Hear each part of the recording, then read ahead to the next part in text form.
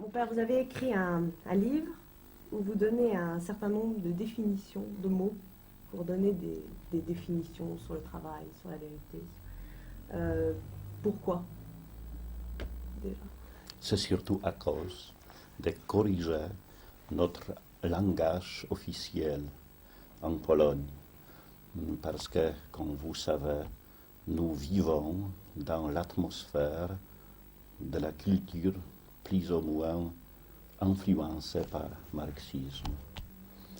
Et il faut avouer que l'idéologie marxiste a falsifié beaucoup de mots et de notions fondamentales qui sont nécessaires à comprendre la situation du travail dans notre pays. Et à cause de cela, ce travail de correction. C'est ce qu'on appelle la langue de bois. Oui, chez vous. Et chez nous, Novomowa, c'est la nouvelle langage ou quelque chose comme ça. C'est-à-dire de prendre la vérité pour le mensonge. Oui, l'illusion comme vérité, etc. Et vous avez des petits exemples Non, par exemple, le travail même, la notion du travail, c'est un très bon exemple.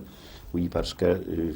vous le définissez comme un dialogue, comme un langage. Oui. Vous faites un parallélisme très intéressant. Vous pourriez... Oui, je souligne ça.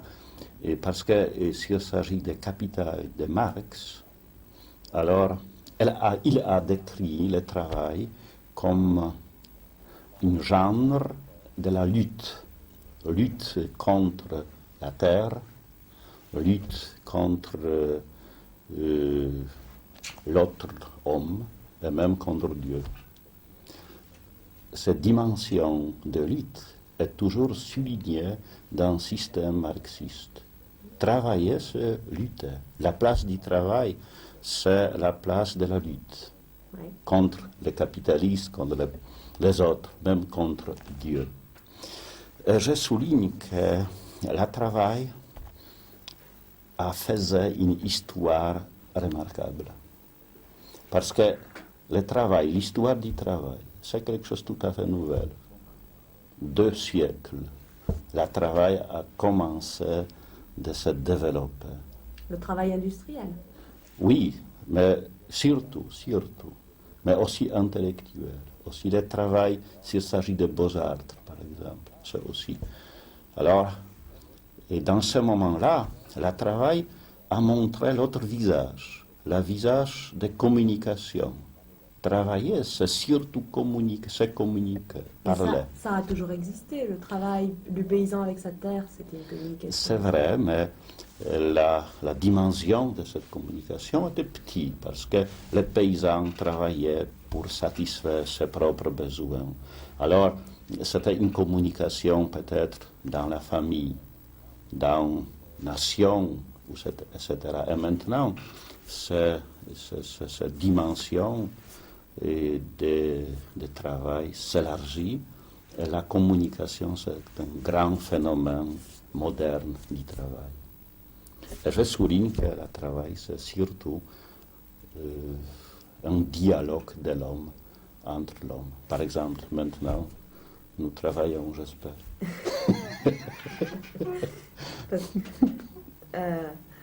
Et vous écrivez à un certain moment une phrase, j'aimerais que vous l'expliquiez parce que je ne l'ai pas très bien compris.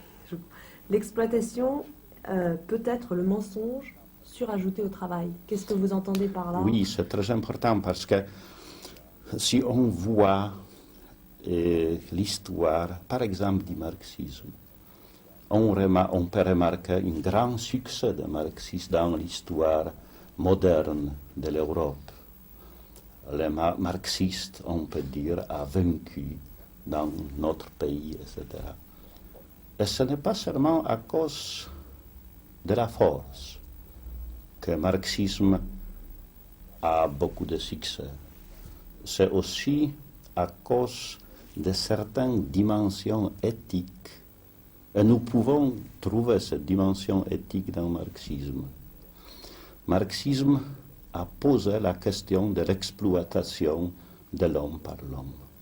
c'est grâce au marxisme, ce petit mot l'exploitation a fait une grande carrière, oui. Alors, mais le marxisme, c'est surtout 19e siècle.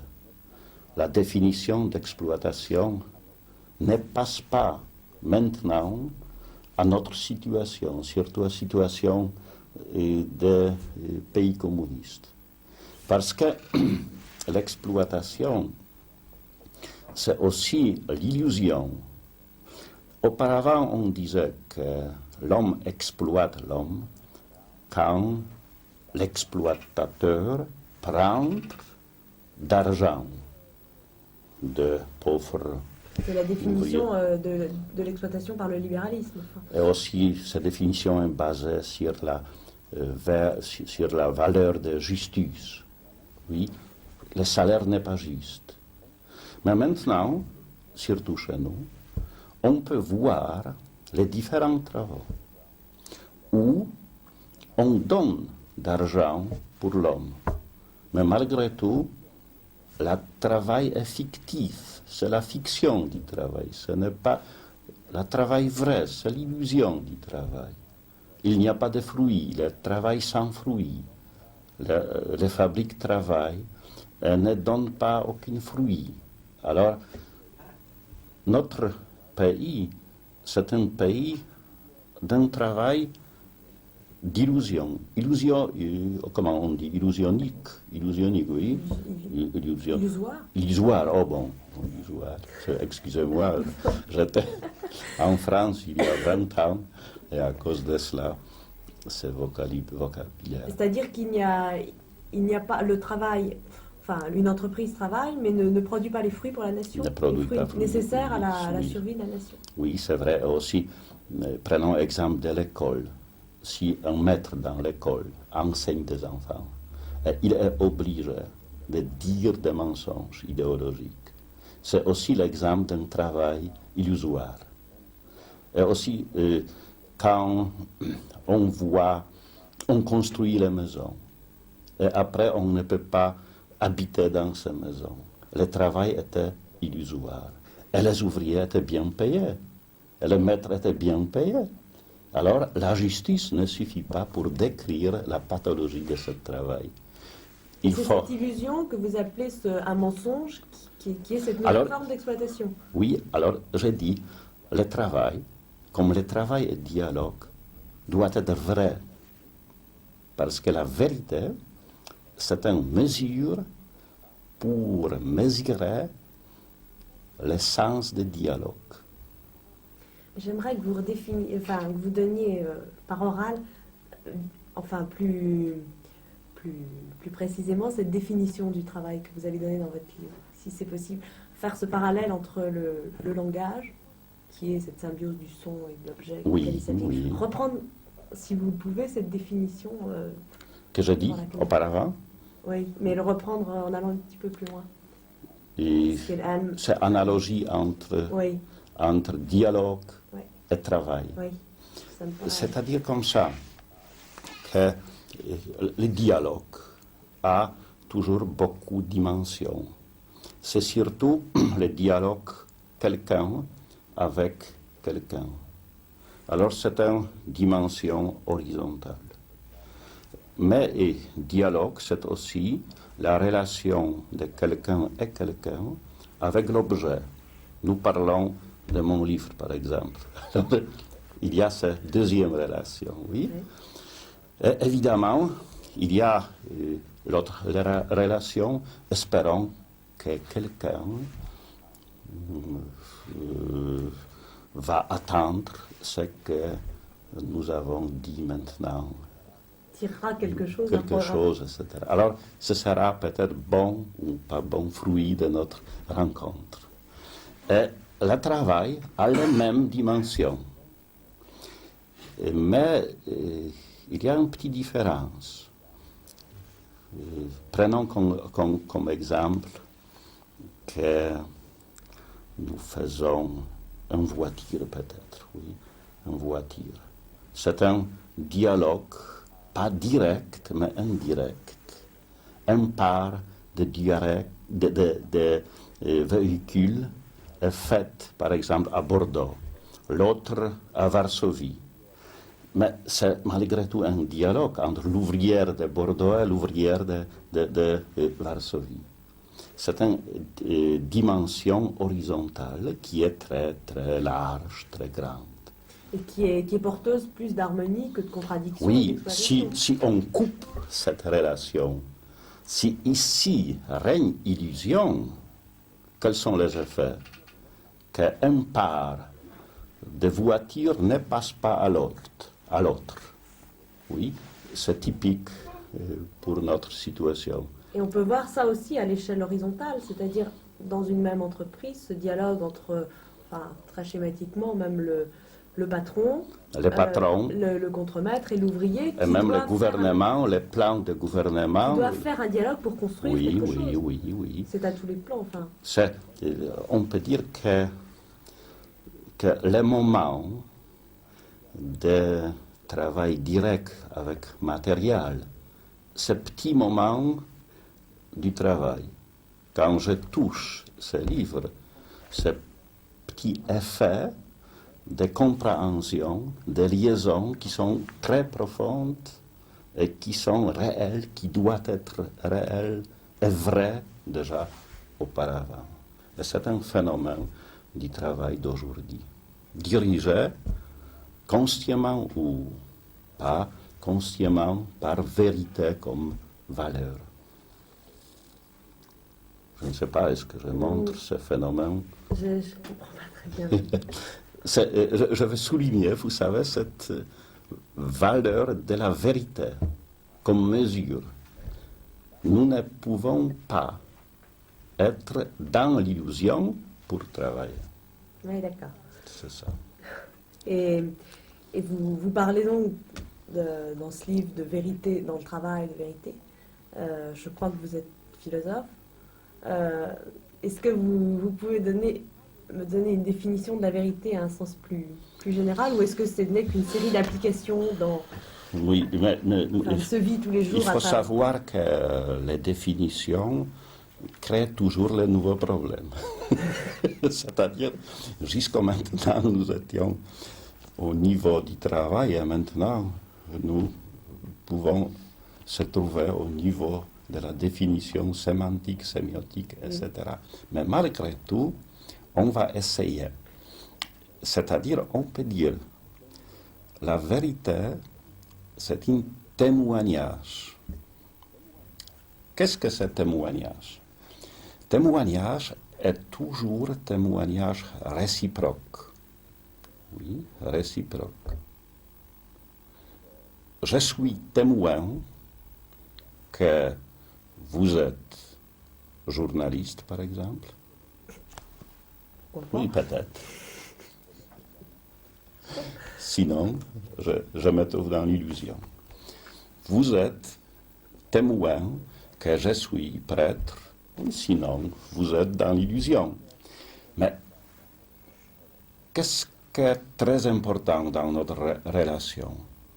Ce témoignage réciproque qui est condition de notre dialogue. Qui établit une relation de vérité. Oui.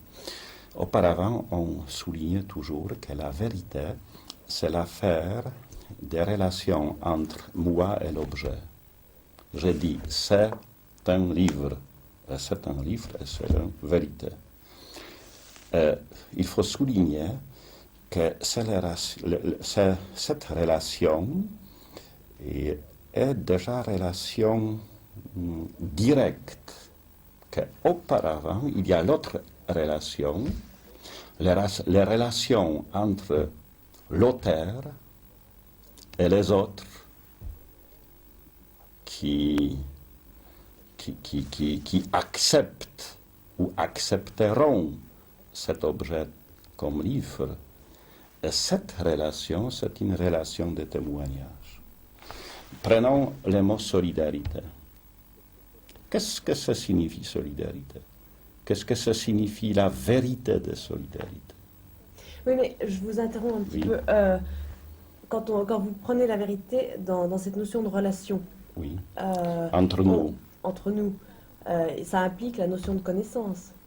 Donc ça implique forcément, n'est vrai que ce qu'on connaît. Oui, et Enfin, normalement, on applique Et il ces y a peut-être notions. une vérité qui est au-delà de la connaissance et qu'on doit connaître. Oui. Enfin, une relation qui n'existe pas, qui est peut-être à établir.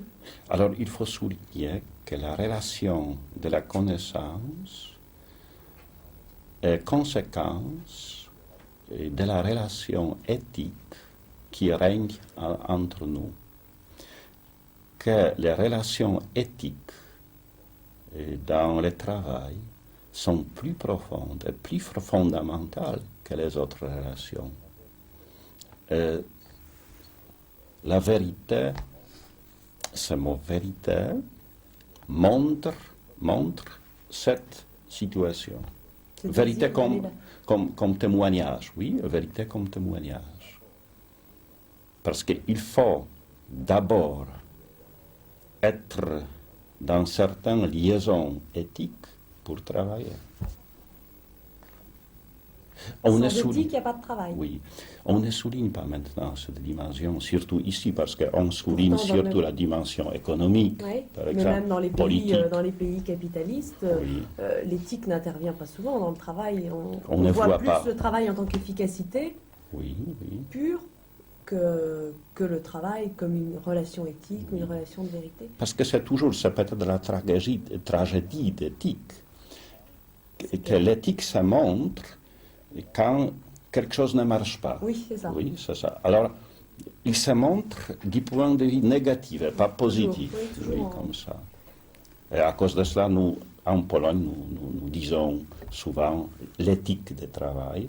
Et ici, on souligne surtout l'économie, la politique. On voit l'éthique en creux, c'est-à-dire à partir du moment où un problème naît dans une entreprise, on se dit tiens, Oui. c'est peut-être que les relations n'ont pas été ce qu'elles devraient être. Oui. Ça se voit vraiment. Oui, il faut discuter aussi, mais peut-être ce n'est pas l'occasion, l'éthique de la grève dans cette situation. Quand les grèves est juste et quand qui peut, qui a droit à gréver et qui non. Oui. Chez nous, c'était les problèmes très, très, très durs pendant l'époque de solidarité. Par exemple, les paysans ne pouvaient pas faire de grève chez nous, les médecins et les autres, les maîtres, les professeurs, etc. Ils n'ont pas le droit de grève? Dans notre situation, en théorie, oui, mais quand le pays se trouve dans une situation tragique, quand les enfants n'ont pas du lait, les paysans ne peuvent pas gréver. C'est moralement impossible. Oui. Oui, je comprends. Et je voulais aussi vous poser une dernière question. On parle beaucoup aujourd'hui de désinformation. On en parle, je ne sais pas si on en parle en Pologne. Oui. On en parle beaucoup, on la vit. Mais on commence, même si on l'a fait aussi, et on la pratique beaucoup ici, on commence à en parler. Et c'est un sujet donc qui devient d'actualité. Et j'aimerais que vous puissiez nous parler, vous, à travers les exemples que vous devez vivre tous les jours, de ce pouvoir des informateurs des mots, là encore, qui rejoint la langue de bois d'une certaine manière. Oui, c'est vrai. Et il y a certainement peut-être des anecdotes, des exemples. C'est comme ça, vous savez, ce système de désinformation. C'est un art. C'est un art déjà. Comment on peut désinformer, oui. C'est un... je crois qu'on peut... Parce que ça part, il y a différentes étapes. Il y a la première manipulation. On peut fonder maintenant l'université de l'information déjà. Mais il faut poser l'autre question. Dans quelle situation l'information est possible? Oui, dans quelle situation l'information est possible? Alors, l'information est possible là où il n'y a pas d'expérience. C'est-à-dire, si j'ai la faim, s'il manque quelque chose pour manger, l'information n'a pas de force pour moi. Et la propagande qui dit qu'il y a les viandes marchandises, oui, dans les boutiques, ne joue pas grand rôle. Alors, je souligne toujours, et il faut souligner, je crois, que la frontière pour désinformation, c'est surtout l'expérience. Les hommes Le qui... barrage. Le barrage, oui, Le c'est barrage à la désinformation, oui, c'est c'est l'expérience. Oui, mais ça prend pour tous les jours, je veux dire, sur le problème du beurre, du lait, mais sur des problèmes plus abstraits ou plus politiques. Dans ce domaine, la situation est plus idéologique. Oui, dans ce domaine, c'est très difficile. C'est très difficile de lutter contre désinformation. Non, heureusement, grâce au progrès du travail, nous avons maintenant beaucoup de sources d'information, c'est-à-dire radio, la télévision, les journaux, etc. Et même dans notre pays, c'est possible de trouver la vérité et faire les différentes comparaisons. C'est possible. Alors, c'est l'unique issue de cette situation, c'est progrès d'information. Mais il faut souligner même aussi... Même une pléthore d'informations, on finit par être perdu. On finit par être noyé. Et... Vous avez raison. Même en France où la télévision a un grand pouvoir, elle a un pouvoir des informateurs énorme, et il y a plusieurs... Je crois que ces questions sont encore sans réponse. Mais le problème existe. Oui, elle est très profonde. Et je crois que chez nous, par exemple, j'observe les hommes. Je vis profondément et souvent avec les paysans. Les paysans ont beaucoup d'expérience.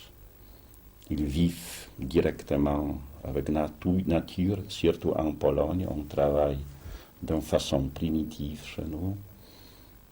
On parle avec les autres paysans. La société des paysans chez nous est très vive. Il faut souligner que la majorité encore, ce sont ou paysans ou fils de paysans. Alors, dans cette région où l'expérience de la nature est très profonde, le mensonge est sans pouvoir, malgré tout. Le mensonge a son force là où l'homme ne sait pas qu'est-ce que signifie la pluie, qu'est-ce que signifie... Dans un monde porté par l'idéologie. Oui. En comparaison, par exemple, l'Orient et l'Occident, chez nous, il y a beaucoup d'expériences et il manque de notions pour les décrire. Et ici, il y a beaucoup de notions, mais il manque d'expérience. Par exemple, l'expérience de peur devant la mort. Ici, non, on va mourir enfin. Mais chez nous, avant la grève, c'est toujours cette expérience extrême qui avait lieu. Et aussi les autres situations, les situations existentielles dans la rue, pendant manifestations, etc., etc.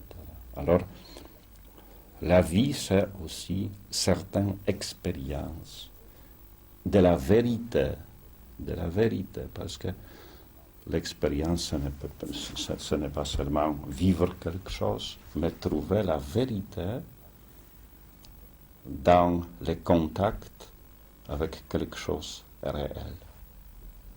Et c'était mon projet, définir les mots comme la vérité, comme l'exploitation. Et les définitions, ce n'était pas les comparaisons, les mots avec les autres mots.